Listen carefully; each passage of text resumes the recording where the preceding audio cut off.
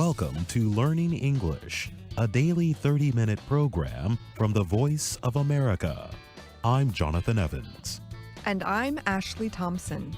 This program is aimed at English learners, so we speak a little slower and we use words and phrases especially written for people learning English. Today on the program, you will hear from Alice Bryant and Pete Musto. Later, Kelly Jean Kelly will present America's Presidents. But first, artists and rights activists are pushing the Cuban government to change a law that they fear will hurt creativity and increase censorship. The law is to take effect next month. It bars artists and musicians from providing their services in any place open to the public, including privately owned spaces, without first getting government approval. The Cuban government in 2010 adopted a reform measure to require government approval only for state-run places. Since then, artists and musicians have presented their work in private as part of a wider push for economic, social, and political reforms in Cuba. Artists and musicians have been able to produce more work and expand their offerings with increased internet access and greater freedom to travel. But that has also made it harder for the government to collect taxes and oversee their works. The new law worries some independent artists who fear they will not be able to get state approval. That could cost them their livelihood. Luis Puerta is an artist who has supported his family by selling his paintings in private. He told the Reuters news service, "I never thought of immigrating before, but now I am." Some believe the new law will prevent artists from speaking out. Luis Manuel Otero Alcantara describes himself as an artivist. The word is a combination of artist and activist. He said, "This is a measure of repression because you won't get government approval if you are not within the socialist ideology." Otero Alcantara has led a campaign against the measure. On social media, he and other artists have described it as a law that converts art into a crime. He and others have also hosted performances to protest the measure. They also have sent letters to Cuban officials. Marco Castillo, an artist with Los Carpinteros, said the law would be a painful return to a gray, anti-cultural past of censorship. He was talking about the early 1970s, when the Cuban government persecuted artists for what it said was a lack of support for the revolution. The government later apologized for the treatment. The Cuban government did not answer a request for comment from Reuters. State-run media reports say that Decree 349, as the law is known, aims to prevent tax avoidance and the spread of art done in bad taste or created to incite public disorder. There are signs that the artists are making their voices heard. Amnesty International has backed their campaign against the law. The organization warned that the law could be used broadly to crack down on dissent. The European Union also raised concerns about the law during recent talks with Cuba on human rights.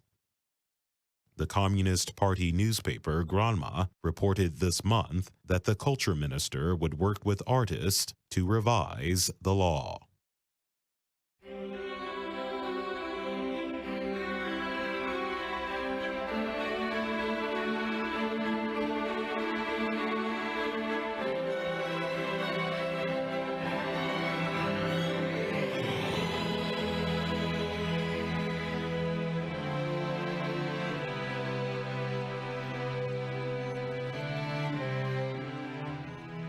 The city of San Francisco is home to some of the nation's largest technology companies, including Twitter and Uber.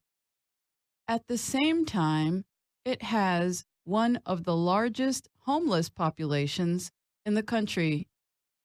Homelessness and job displacement for local people continue to rise. But one program is helping to connect the two worlds for job seekers. Del Seymour created the program. He was once homeless himself. For years, Seymour suffered from using illegal drugs. And I wandered these streets like a zombie, day and night, for 18 years, using drugs, selling drugs, being arrested. I have 14 felony arrests in this neighborhood. He spent those years in a neighborhood known as the Tenderloin, an area with an extremely high rate of homelessness and drug use. However, in recent years, large companies like Twitter, Airbnb, and Uber have moved in or near the Tenderloin area. But they started importing people from other regions and countries to work in the neighborhood, Seymour said. That was hard for Daniel Henry, a formerly homeless man who hopes to get a technology job. My friends see how tech savvy I am with it. You should be working in tech. And I was like, you're right, I should. A few years ago, Seymour started making phone calls to technology companies. He thought it was unfair for the companies to ignore local people, including homeless ones. "You're not going to come into my neighborhood and ignore my people," he said. "You're going to include us in your business." To everyone's surprise, the companies started answering. As a result, Seymour started Code Tenderloin. It is a nonprofit organization that is giving homeless and other needy people a path to employment, including jobs in technology companies. The organization offers classes in coding for computer languages such as HTML, CSS, and JavaScript. It also gives 6-week training classes in job readiness. The class teaches students public speaking, resume building, interviewing, and other skills. Victoria Westbrook is Director of Programs and Operations at Code Tenderloin. She says the organization works with all kinds of people who have barriers to employment. So that can mean anything from reentry, getting out of prison, homeless, at risk of becoming homeless, victims of or survivors of domestic violence. It could be pretty much anybody that's under or unemployed. Code Tenderloin students visit technology companies to meet people, ask questions, and learn from employees. Alfonso Williams is a Code Tenderloin student. He says he enjoys each visit to a new tech company. I learned something new. Hopefully I can learn something else. Coding, I'm really getting into coding. There is no cost for classes at Code Tenderloin, and in some cases, computers are provided. Although only a small number of students have found full-time technology jobs, a number of others have gotten internships through the program. And many others have found other full-time jobs. I'm Alice Bryant.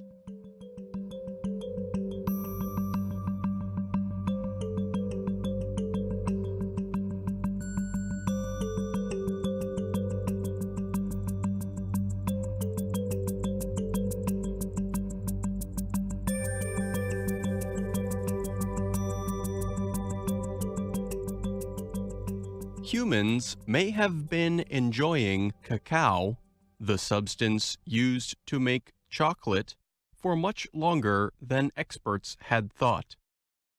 Researchers at the University of British Columbia in Canada have found that humans grew cacao trees and consumed cacao starting around 5,300 years ago. They published their findings in the journal Nature, Ecology, and Evolution in late October. The researchers found evidence of cacao's use at an ancient village in the highlands of southeastern Ecuador. They examined the remains of very old objects at the Santa Ana La Florida archaeological site. The village was part of the Mayo Chinchipe culture of the Andes. Time has had little effect on the village and ceremonial center. The researchers were able to find a lot of evidence of the use of cacao. Scientists had already mostly agreed that cacao was first domesticated in South America instead of Central America, as they once believed. But the new discovery shows cacao was domesticated about 1,500 years earlier than was known before. The scientists found evidence of cacao being used at the site from 5,300 to 2,100 years ago. Cameron McNeil is a professor at Lehman College in New York. She is editor of the book Chocolate in Mesoamerica. She told the Associated Press that Santa Ana, La Florida is the earliest site now with domesticated cacao. McNeil was not involved in the new research. The University of British Columbia researchers found extremely small pieces from the cacao tree in the remains of containers and other objects, as well as genetic material from the tree. They also identified a substance found in the cacao tree, but not in its wild relatives. This suggests that humans grew the tree for food purposes. A tropical tree known as Theobroma cacao produces large round pods that contain the bean-like cacao seeds. A soft, light-colored substance covers each seed. Today, the seeds are cooked and turned into many chocolate products. But thousands of years ago, cacao was used to make drinks. Michael Blake is a professor of archaeology at the University of British Columbia who helped lead the study. He said that the objects on which cacao was found suggest a lot about how people used the substance at the time. They clearly drank it, Blake told the Reuters news service. There is no established history of indigenous populations in South or Central America using cacao to make chocolate the way people do now, the researchers reported. Indigenous populations in the upper Amazon area today still use cacao to make special drinks, they added. Archaeological evidence suggests cacao domestication moved into Central America and Mexico about 4,000 years ago. It is not clear how cacao's use spread between South and Central America. But by the time Spanish explorers arrived in Central America in the late 1400s, people were using it to make hot and cold chocolate drinks with spices. By the 1580s, Spain began importing cacao and spreading it to other European countries. By the 1800s, technology developed in the Netherlands made it possible to turn cacao into a solid chocolate product. Michael Leskanis teaches chocolate-making classes at the Institute of Culinary Education in New York. He said he has observed a growing interest in natural cacao tastes. He said he introduces his students to the history of chocolate. He tells his students, For example, about a recipe from the 1600s that mixed Mayan and Aztec versions of cacao drinks with European influences. Lescanis said chocolate is something that's always been transforming. I'm Pete Musto.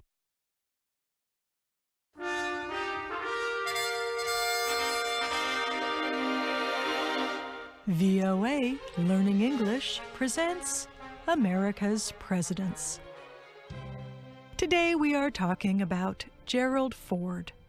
Ford was the 38th president, but he was never elected to the position. Instead, an unusual series of events brought him there. Many historians have described Ford as a good man facing a difficult situation. He tried to fix a troubled economy, end United States involvement in Vietnam, and show people that the U.S. government could continue to operate after a crisis. Critics from the two main political parties had problems with Ford's efforts, and voters did not elect him president when they had the chance in 1976. But he is remembered in American history for making many voters feel better about their elected officials.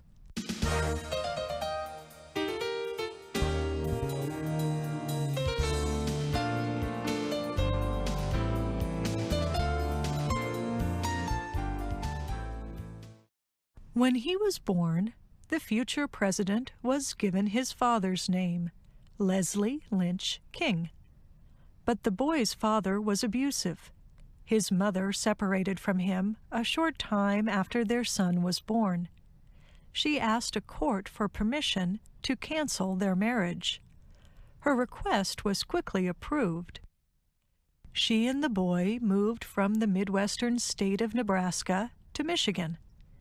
In a few years, the mother married a man named Gerald Ford. The couple had 3 sons together. The new family was warm and loving. In time, the oldest boy officially took his stepfather's name and became Gerald Rudolph Ford, Jr. He was called Jerry for short. Growing up, Jerry Ford was a well-liked person and a good student. He was also a top football player.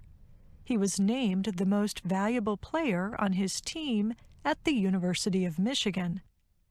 After finishing college, he was offered work with professional football teams.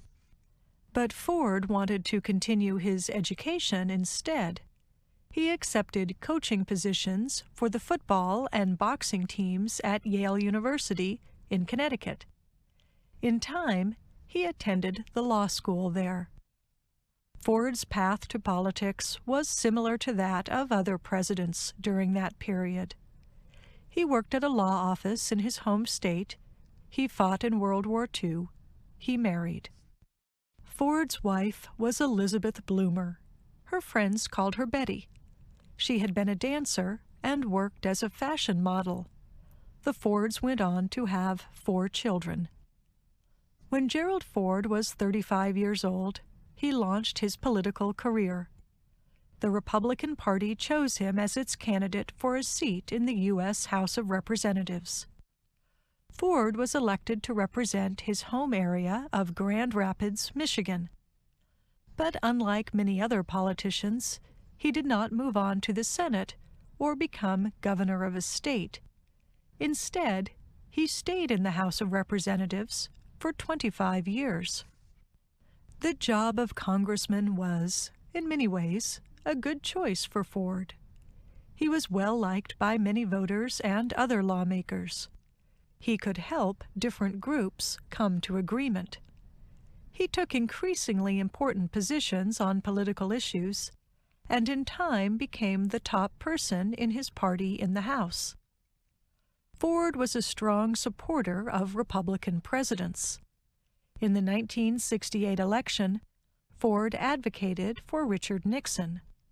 Ford liked Nixon's plans for the United States as well as his efforts to improve relations with China and the Soviet Union. Both Ford and Nixon were re-elected to their positions in 1972. But by then, major problems had come to light in Nixon's administration.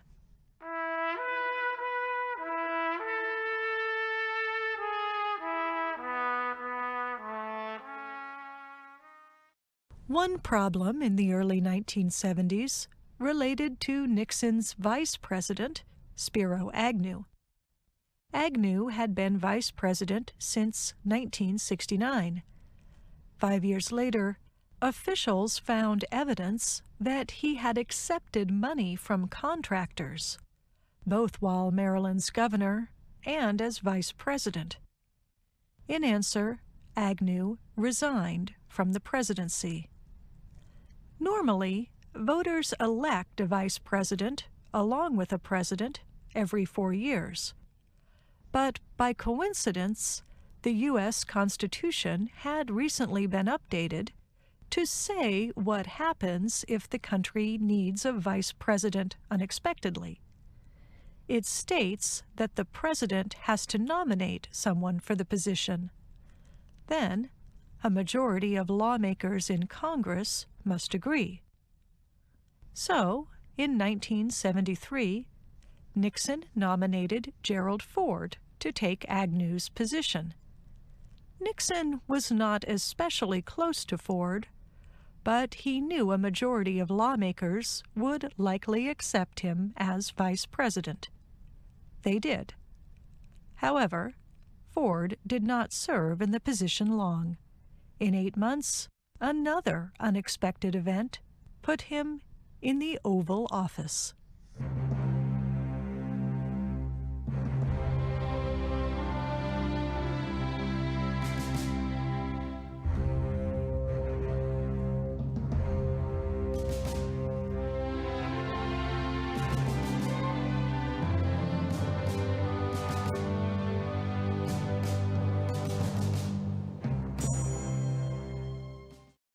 In August 1974, President Richard Nixon resigned from office. He was the first president to do so. As a result, the vice president, Gerald Ford, became president. Ford was sworn in as president on August 9, 1974. Then he spoke to the nation on television. He said, "My fellow Americans, our long national nightmare is over." He told people, "Our Constitution works. Our great republic is a government of laws and not men."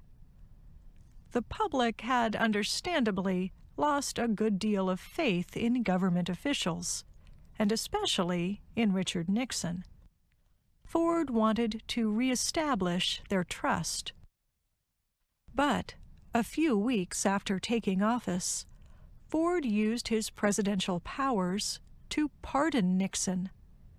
The pardon meant that Nixon would never face a criminal trial, or, if found guilty, punishment for his actions. Ford said he believed pardoning Nixon would help Americans begin to recover from their painful experience with the former president. But instead, the move angered many people. They believed that Nixon should be held responsible. They also lost some of their trust in Ford. In addition to these political troubles, Ford faced other difficult issues. The American economy was struggling.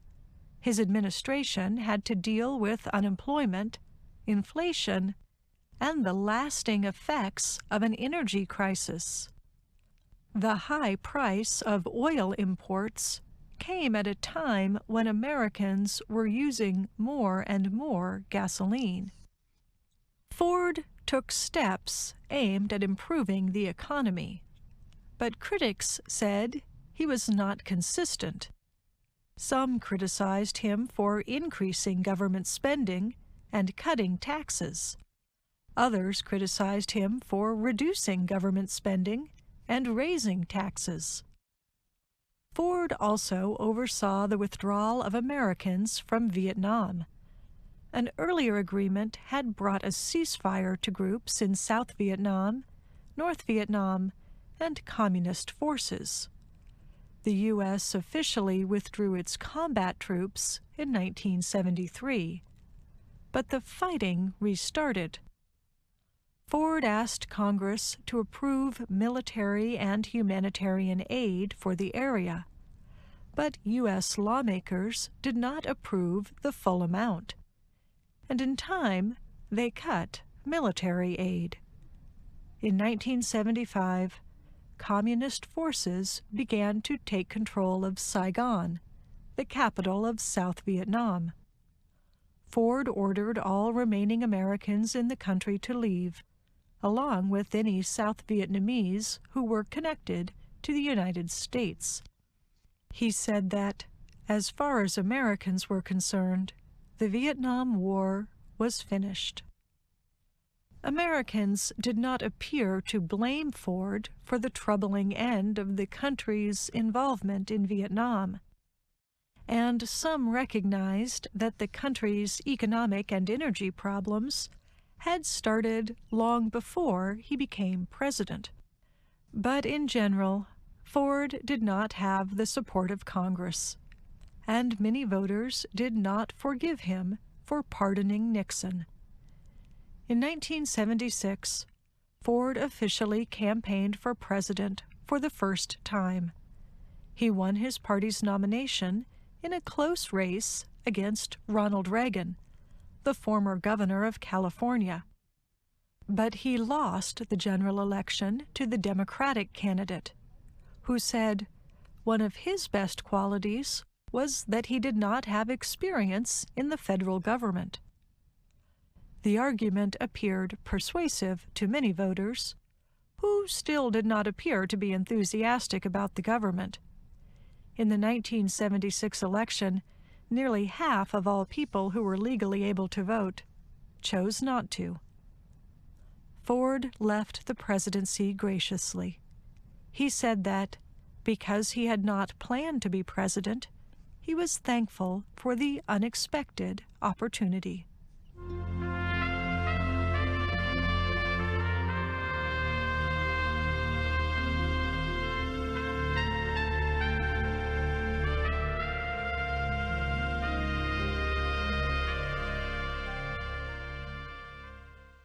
Although Ford said he was ready to retire from politics, he continued to be active in public life. He advised others on government affairs, published books, and sat on boards and committees. His wife, Betty Ford, also left a lasting effect on the public. As First Lady, she had spoken about her experience with breast cancer. After her husband left the presidency, she also spoke openly about her battle with alcohol and drug abuse. In 1982, Betty Ford co-founded the Betty Ford Center in California to help people get treatment for drug addiction. She announced her husband's death in 2006. Gerald Ford died of heart disease at the age of 93. By that time, most of the public had accepted that one of Ford's biggest achievements was to help the country recover after Nixon resigned. President Bill Clinton gave Ford a Presidential Medal of Freedom for his efforts. And even Jimmy Carter, who beat Ford in the 1976 presidential election, began his inauguration speech by thanking Ford. Carter said, "For myself and for our nation, I want to thank my predecessor for all he has done to heal our land." And that's our program for today. Listen again tomorrow to learn English through stories from around the world. I'm Jonathan Evans. And I'm Ashley Thompson.